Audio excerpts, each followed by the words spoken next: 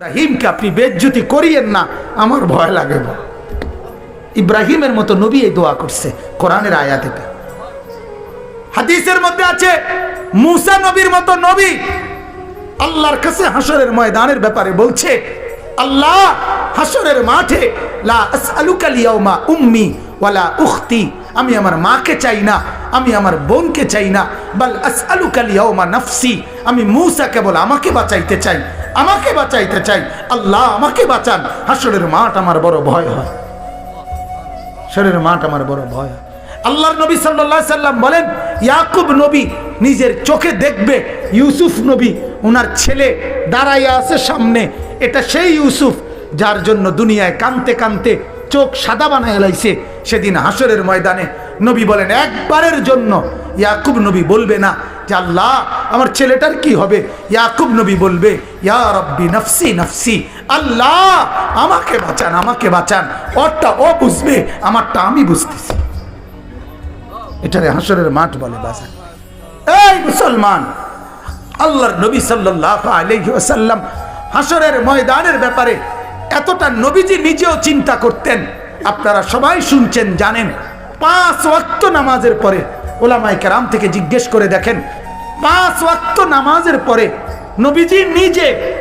নবীজি নিজে যার হাসরের আখিরাতের মর্যাদার কোনো সীমা পরিসীমা নাই, সেই নবী 5 ওয়াক্ত নামাজের পরে যে কতগুলো দোয়া করতেন, এর মধ্যে একটা দোয়া নবীজির একটা দোয়া ছিল এটা, আল্লাহুম্মা হাসিবিনি হিসাবান ইয়াসীরা, আল্লাহ এই বন্ধু আমি আপনার, আমারও বড় ভয় লাগে, আমার হিসাবটা সহজ করে দিয়েন। নবীজি বলছেন এই কথা।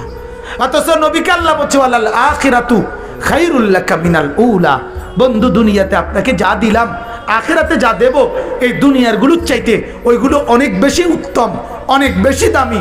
এরপরও নবী বলে আল্লাহ আমার ভয় হয়, আমার হিসাব যেন সহজ হয়। অথচ আখিরাতে ওনার মর্যাদার কোনো সীমা পরিসীমা নাই। আল্লাহ তাআলা হাদিসে কুদসিতে বলছে, বন্ধু হাসরের মাঠ আমি আপনার মাঝে আর আমার মাঝে ভাগ করে নেব, কাসামতুল কিয়ামাতা বাইনি ওয়া বাইনাক, আমার মাঝে আর আপনার মাঝে কিয়ামতের দিনটাকে আমি ভাগ করব। আনা মালিকু ইয়াউমিদ্দিন আনতা সাহিবু ইয়াউমিদ্দিন, আমি হব কিয়ামতের দিনের মালিক, আপনি হবেন কিয়ামতের দিনের বাদশা।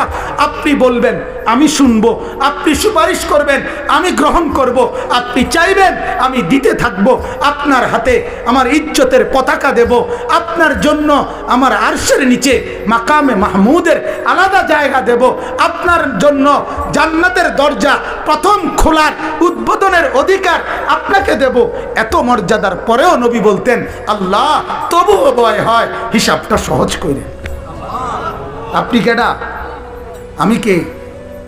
বলেন এই মুসলমান, বলেন সেজদা নাই ঘরের মধ্যে গত 1 বছর 2 বছর আপনার উপযুক্ত ছেলেটা কোনো দিন ফজরের নামাজ পড়ে না, মেয়েটা ফজরের নামাজ পড়ে না, বিবি পর্দা করে না, মেয়ে পর্দা করে না, ঘরের মধ্যে আজ 20 বছর টানা রঙিন টেলিভিশন চলে, নর্তকী নাচে গায় ফুর্তি করে, গানের আওয়াজে বাদ্যে পুরা ঘর জমজমাট, এত নাফরমানির অবস্থায় এই হালাত নিয়ে কবরে গিয়া সুপারিশ কেমনে মিলবে দোস্ত?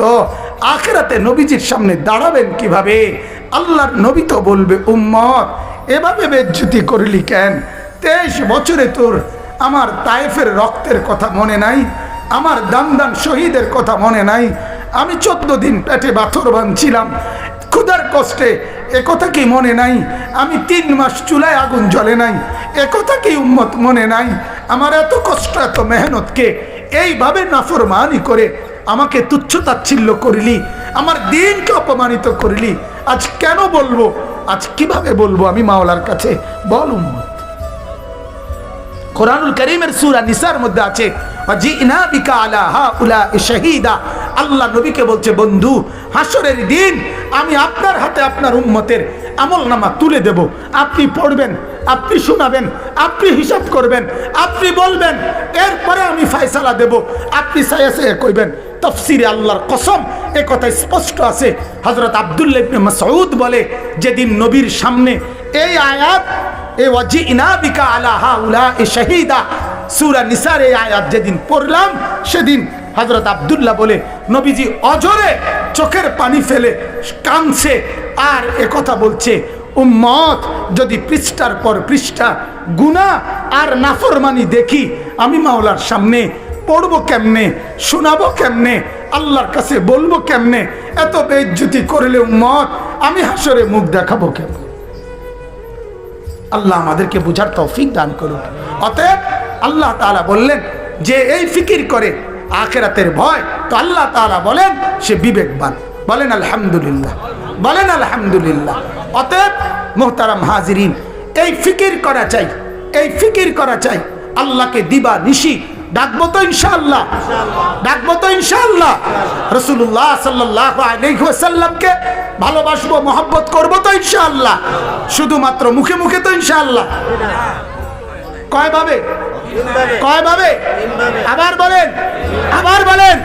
আল্লাহ তাআলা আমাদেরকে তৌফিক দান করুক। বলেন আলহামদুলিল্লাহ, বলেন আলহামদুলিল্লাহ, বলেন আলহামদুলিল্লাহ। আমার শাইখ আরিফ বিল্লাহ হাকিমুন নফস